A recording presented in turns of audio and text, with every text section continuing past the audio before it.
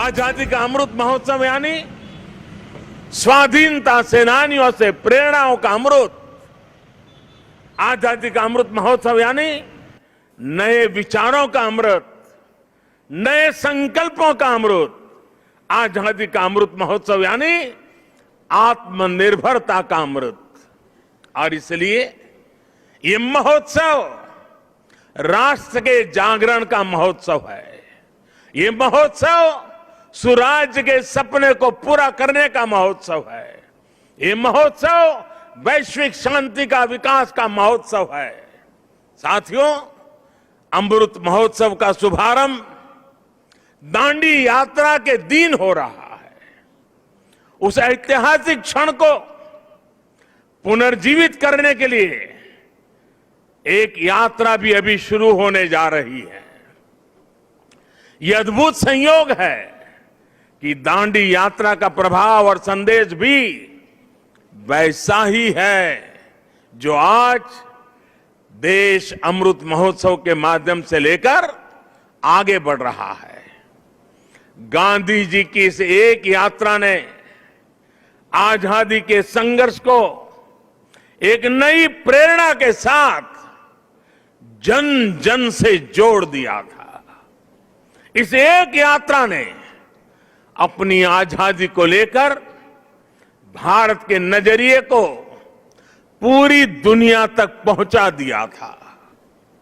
ऐसा ऐतिहासिक और ऐसा इसलिए क्योंकि बापू की दांडी यात्रा में आजादी के आग्रह के साथ साथ भारत के स्वभाव और भारत के संस्कारों का भी समावेश था। हमारे यहां नमक को कभी उसकी कीमत से नहीं आंका गया। हमारे यहां नमक का मतलब है ईमानदारी। हमारे यहां नमक का मतलब है विश्वास। हमारे यहां नमक का मतलब है वफादारी। हम आज भी कहते हैं कि हमने देश का नमक खाया है। ऐसा इसलिए नहीं क्योंकि नमक कोई बहुत कीमती चीज है। ऐसा इसलिए क्योंकि नमक हमारे यहां श्रम और समानता का प्रतीक है।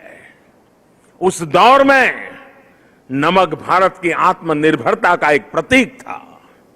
अंग्रेजों ने भारत के मूल्यों के साथ साथ इस आत्मनिर्भरता पर भी चोट की। भारत के लोगों को इंग्लैंड से आने वाले नमक पर निर्भर हो जाना पड़े।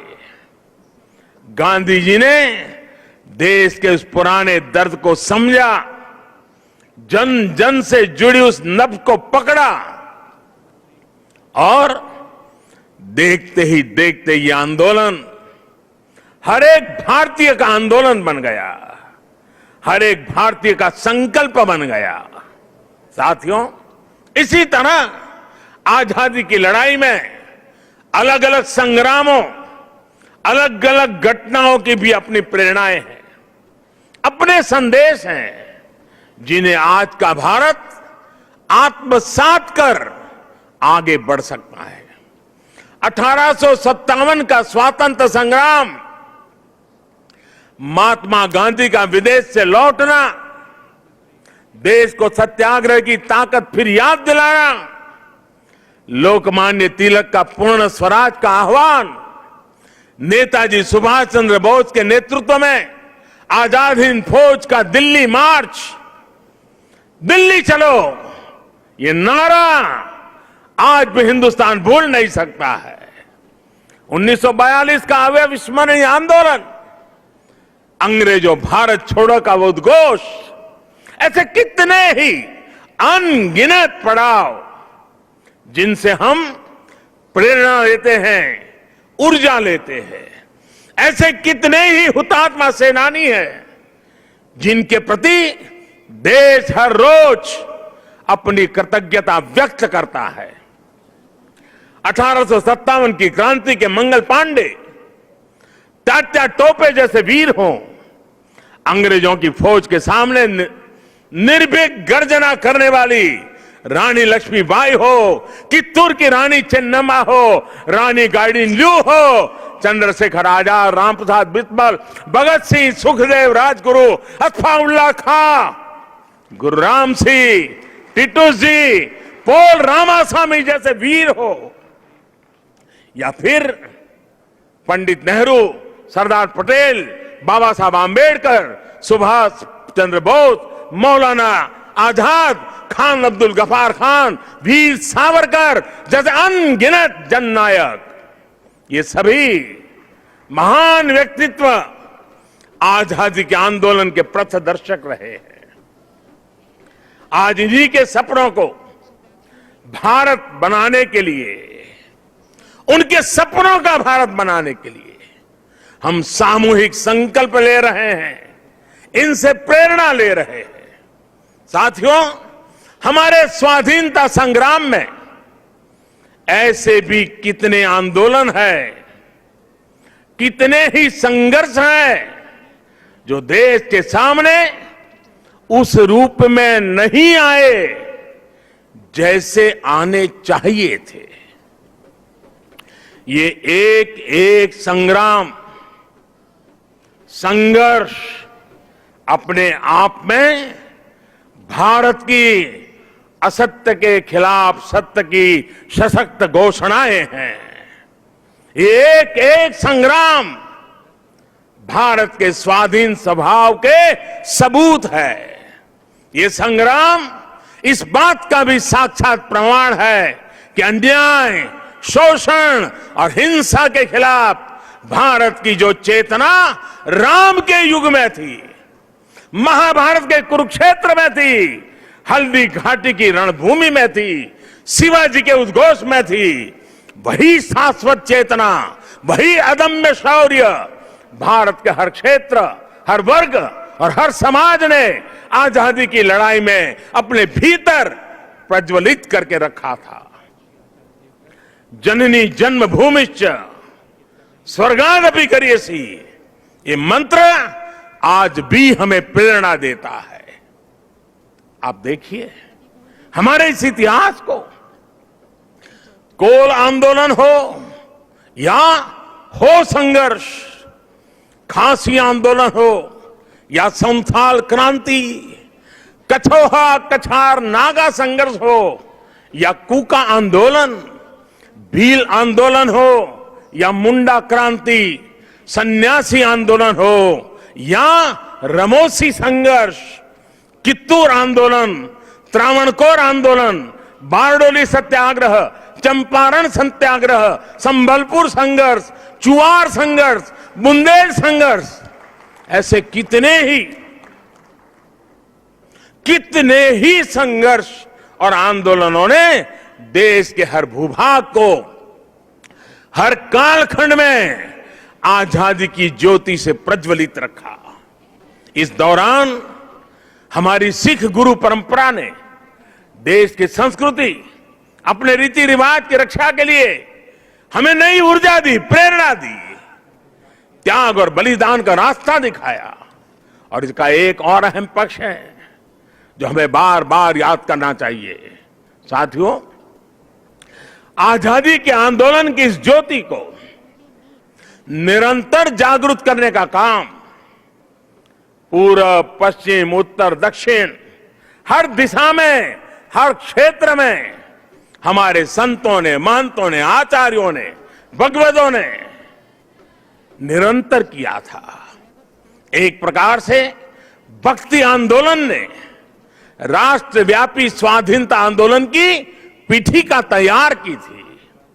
पूर्व में चैतन्य महाप्रभु, रामकृष्ण परमहंस, श्रीमद शंकर देव जैसे संतों के विचारों ने समाज को दिशा दी, अपने लक्ष्य पर केंद्रित रखा। पश्चिम में मीराबाई, एकनाथ, तुकाराम, रामदास, नरसिंह मेहता हुए। उत्तर में संत रामानंद, कबीरदास, गोस्वामी तुलसीदास, सूरदास, गुरु नानक देव, संत रैदास। दक्षिण में माधवाचार्य, निम्बाकारचार्य, वल्लभाचार्य, रामानुजाचार्य हुए। भक्ति कान के इसी खंड में मलिक मोहम्मद जायसी, रसखान, सूरदास, केशवदास, विद्यापति जैसे महानुभावों ने अपनी रचनाओं से समाज को अपनी कमियां सुधारने के लिए प्रेरित किया। ऐसे अनेकों व्यक्तित्वों के कारण यह आंदोलन क्षेत्र की सीमा से बाहर निकल करके पूरे भारत के जन जन को अपने आप में समेट लिया। आजादी के असंख्य आंदोलनों में ऐसे कितने ही सेनानी, संत आत्माएं, ऐसे अनेक वीर बलिदानी हैं जिनकी एक एक गाथा अपने आप में इतिहास का एक एक स्वर्णिम अध्याय है। हमें इन महानायकों, महानायिकाओं, उनका जीवन इतिहास भी देश के सामने पहुंचाना है। इन लोगों की जीवन गाथाएं, उनके जीवन का संघर्ष, हमारे स्वतंत्रता आंदोलन के उतार चढ़ाव, कभी सफलता कभी असफलता, हमारी आज की पीढ़ी को जीवन का हर पाठ सिखाएगी। एकजुटता क्या होती है, लक्ष्य को पाने की जिद क्या होती है, जीवन का हर रंग वो और बेहतर तरीके से समझेंगे। भाई और बहनों, आपको याद होगा इसी भूमि के वीर सपूत श्यामजी कृष्ण वर्मा अंग्रेजों की धरती पर रहकर उनकी नाक के नीचे जीवन की आखिरी सांस तक आजादी के लिए संघर्ष करते रहे। लेकिन उनकी अस्थियां 7 दशकों तक इंतजार करती रहीं कि कब उन्हें भारत माता की गोद नसीब होगी। आखिरकार 2003 में विदेश से श्यामजी कृष्ण वर्मा की अस्थियां मैं अपने कंधे पर उठा करके ले आया था। ऐसे कितने ही सेनानी हैं, देश पर अपना सब कुछ समर्पित कर देने वाले लोग हैं। देश के कोने कोने से कितने ही दलित, आदिवासी, महिलाएं और युवा हैं जिन्होंने असंख्य तप और त्याग किए। याद करिए तमिलनाडु के 32 वर्षीय नौजवान कोडिकात कुमरन, उनको याद कीजिए। अंग्रेजों ने उस नौजवान को सिर में गोली मार दी, लेकिन उन्होंने मरते हुए भी देश के झंडे को जमीन में नहीं गिरने दिया। तमिलनाडु में उनके नाम से ही कोडिकात शब्द जुड़ गया, जिसका अर्थ है झंडे को बचाने वाला। तमिलनाडु की ही वेलु नाचियार वो पहली महारानी थी जिन्होंने अंग्रेजी हुकूमत के खिलाफ लड़ाई लड़ी थी। इसी तरह हमारे देश के आदिवासी समाज ने अपनी वीरता और पराक्रम से लगातार विदेशी हुकूमत को घुटनों पर लाने का काम किया। झारखंड में भगवान बिरसा मुंडा, उन्होंने अंग्रेजों को चुनौती दी थी। तो मुर्मू भाइयों ने संथाल आंदोलन का नेतृत्व किया था। ओडिशा के चक्रा बिसोई ने लड़ाई छेड़ी तो लक्ष्मण नायक ने गांधीवादी तरीकों से चेतना फैलाई। आंध्र प्रदेश में मन्यम विरुडी यानी जंगलों के हीरो अल्लूरी सीराराम राजू ने रंपा आंदोलन का बिगल फूका था। पासल था खुंगचेरा ने मिजोरम की पहाड़ियों में अंग्रेजों से लोहा लिया था। ऐसे ही गोमधर, कंवर, लसित बोरफुकन और सीरत सिंह जैसे असम और पूर्वोत्तर के अनेकों स्वाधीनता सेनानी थे जिन्होंने देश की आजादी में योगदान दिया है। यहां गुजरात में बड़ौदा के पास जांबुगाड़ा जाने के रास्ते पर हमारे नायका कौम के आदिवासियों को बलिदान कैसे भूल सकते हैं। मानगढ़ में गोविंद गुरु के नेतृत्व में सैकड़ों आदिवासियों का नरसंहार हुआ। उन्होंने लड़ाई लड़ी। देश इनके बलिदान को हमेशा याद रखेगा।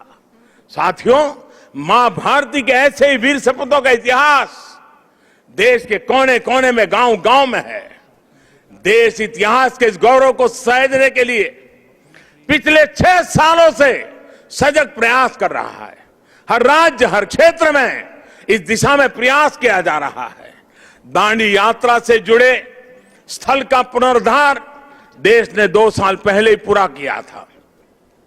मुझे खुद इस अवसर पर दांडी जाने का सौभाग्य मिला था।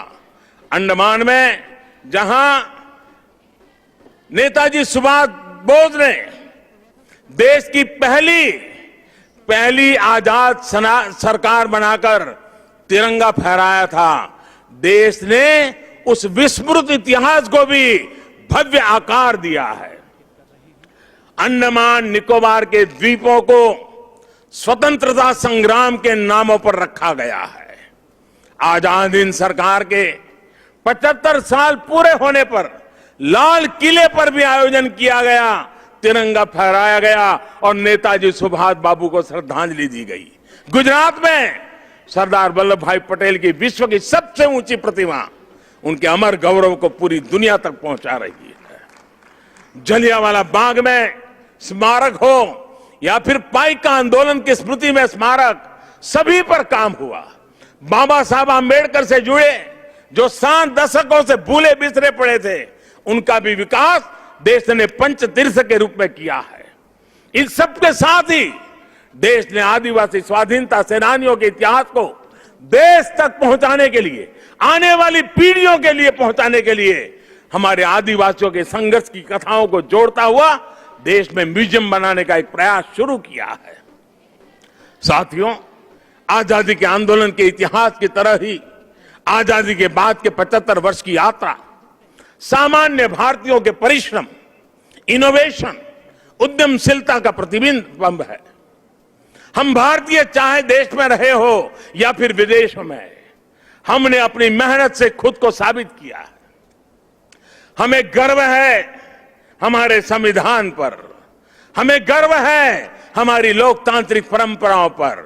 लोकतंत्र की जननी भारत आज भी लोकतंत्र को मजबूती देते हुए आगे बढ़ रहा है। ज्ञान विज्ञान से समृद्ध भारत आज मंगल से लेकर चंद्रमा तक अपनी छाप छोड़ रहा है। आज भारत की सेना का सामर्थ्य अपार है, तो आर्थिक रूप से भी हम तेजी से आगे बढ़ रहे हैं। आज भारत का स्टार्टअप इकोसिस्टम दुनिया में आकर्षण का केंद्र बना है, चर्चा का विषय है। आज दुनिया के हर मंच पर भारत की क्षमता और भारत की प्रतिभा की गुंज है। आज भारत अभाव के अंधकार से बाहर निकलकर 130 करोड़ से अधिक आकांक्षाओं की पूर्ति के लिए आगे बढ़ रहा है। साथियों, ये भी हम सभी का सौभाग्य है। आजाद भारत के 75 साल और नेताजी सुभाष चंद्र बोस की जन्म जयंती के 125 वर्ष हम साथ साथ मना रहे हैं। ये संगम सिर्फ तिथियों का ही नहीं, बल्कि अतीत और भविष्य के भारत के विजन का भी अद्भुत मेल है। नेताजी सुभाष चंद्र बोस ने कहा था कि भारत की आजादी की लड़ाई सिर्फ ब्रिटिश साम्राज्यवाद के विरुद्ध नहीं है, बल्कि वैश्विक साम्राज्यवाद के विरुद्ध है। नेताजी ने भारत की आजादी को पूरी मानवता के लिए जरूरी बताया था। समय के साथ नेताजी की ये बात सही सिद्ध हुई। भारत आजाद हुआ तो दुनिया में दूसरे देशों में भी स्वतंत्रता की आवाजें बुलंद हुई और बहुत ही कम समय में साम्राज्यवाद का दायरा सिमट गया। और साथियों, आज भी भारत की उपलब्धियां आज सिर्फ हमारी अपनी नहीं है, बल्कि ये पूरी दुनिया को रोशनी दिखाने वाली है, पूरी मानवता को उम्मीद जगाने वाली है। भारत की आत्मनिर्भरता से ओतप्रोत हमारी विकास यात्रा पूरी दुनिया की विकास यात्रा को गति देने वाली है। कोरोना काल में यह हमारे सामने प्रत्यक्ष सिद्ध भी हो रहा है। मानवता को महामारी के संकट से बाहर निकालने में, वैक्सीन निर्माण में भारत की आत्मनिर्भरता का आज पूरी दुनिया को लाभ मिल रहा है। आज भारत के पास वैक्सीन का सामर्थ्य है, तो वसुधैव कुटुंबकम के भाव से हम सबके दुख दूर करने में काम आ रहे हैं। हमने दुख किसी को नहीं दिया, लेकिन दूसरों का दुख कम करने में खुद को खपा रहे हैं। यही भारत का आदर्श है, यही भारत का शाश्वत दर्शन है, यही आत्मनिर्भर भारत का भी तत्व ज्ञान है। आज दुनिया के देश भारत का धन्यवाद कर रहे हैं, भारत में भरोसा कर रहे हैं। यही नए भारत के सूर्योदय की पहली छटा है, यही हमारे भव्य भविष्य की पहली आभा है। साथियों, गीता में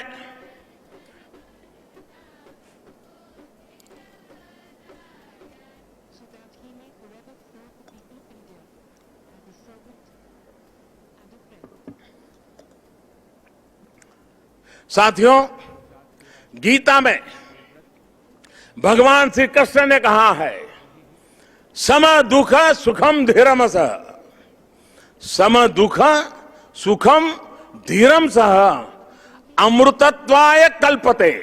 अर्थात जो सुख दुख आराम चुनौतियों के बीच भी धैर्य के साथ अटल अड़िग और सम रहता है, वही अमृत को प्राप्त करता है, अमरत्व को प्राप्त करता है।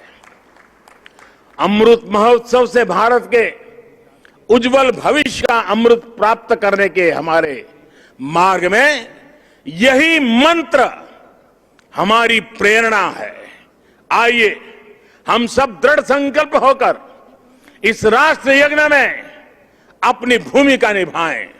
साथियों, आजादी के अमृत महोत्सव के दौरान देशवासियों के सुझावों से, उनके मौलिक विचारों से अनगिनत असंख्य आइडिया निकलेंगे। कुछ बातें अभी जब मैं आ रहा था तो मेरे मन में भी चल रही थी। जन भागीदारी, जन सामान्य को जोड़ना। देश का कोई नागरिक ऐसा न हो कि इस अमृत महोत्सव का हिस्सा न हो। अब जैसे मान लीजिए हम छोटा सा एक उदाहरण दें। अब सभी स्कूल कॉलेज आजादी से जुड़ी हुई 75 घटनाओं का संकलन करें। हर स्कूल तय करे कि हमारी स्कूल आजादी के 75 घटनाओं का संकलन करेगी। 75 ग्रुप बनाए, उन घटनाओं पर वो 75 विद्यार्थी, 75 ग्रुप, जिसमें 800, 1000, 2000 विद्यार्थी हो सकते हैं। एक स्कूल ये कर सकता है। छोटे छोटे हमारे शिशु मंदिर के बच्चे होते हैं, बाल मंदिर के बच्चे होते हैं। आजादी के आंदोलन से जुड़े 75 महापुरुषों की सूची बनाए, उनकी वेशभूषा करें, उनके एक एक वाक्य को बोले, उसका कंपटीशन हो। स्कूल में भारत के नक्शे पर आजादी से जुड़े 75 स्थान चिन्हित किए जाए। बच्चों को बताया जाए, बताओ भाई बारडोली कहां आया, चंपारण कहां आया।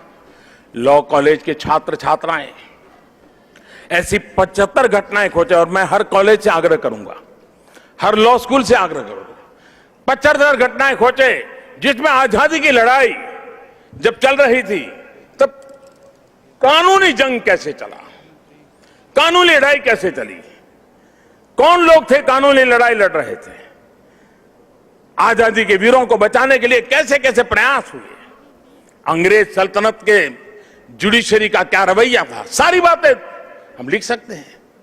जिनका इंटरेस्ट नाटक में है वो नाटक लिखे, फाइनेंस के विद्यार्थी उन घटनाओं पर पेंटिंग बनाए, जिसका मन करे कि वो गीत लिखे वो कविताएं लिखे।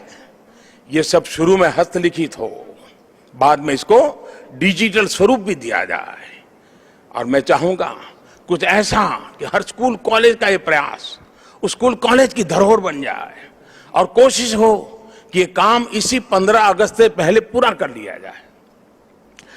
अब देखिए पूरी तरह वैचारिक अधिष्ठान तैयार हो जाएगा। बाद में इसे जिला व्यापी, राज्यव्यापी, देशव्यापी स्पर्धाएं भी आयोजित हो सकती हैं। हमारे युवा, हमारे स्कॉलर्स ये जिम्मेदारी उठाएं कि वो हमारे स्वाधीनता सेनानियों के इतिहास लेखन में देश के प्रयासों को पूरा करेंगे। आजादी के आंदोलन में और उसके बाद हमारे समाज की जो उपलब्धियां रही है उन्हें दुनिया के सामने और प्रखरता से लाएंगे। मैं कला, साहित्य, नाट्य जगत, फिल्म जगत और डिजिटल एंटरटेनमेंट से जुड़े लोगों से भी आग्रह करूंगा कितनी अद्वितीय कहानियां हमारे अतीत में बिखरी पड़ी है। इन्हें तलाशिए, इन्हें जीवंत कीजिए, आने वाली पीढ़ी के लिए तैयार कीजिए। अतीत से सीखकर भविष्य के निर्माण की जिम्मेदारी हमारे युवाओं को ही उठानी है। साइंस हो, टेक्नोलॉजी हो, मेडिकल हो, पॉलिटिक्स हो, आर्ट हो, कल्चर हो, आप जिस भी फील्ड में हैं, अपनी फील्ड का कल, आने वाला कल बेहतर कैसे हो, इसके लिए प्रयास किया जाए। मुझे विश्वास है कि 130 करोड़ देशवासी आजादी के इस अमृत महोत्सव से जब जुड़ेंगे, लाखों स्वाधीनता सेनानियों से प्रेरणा लेंगे, तो भारत बड़े से बड़े लक्ष्यों को पूरा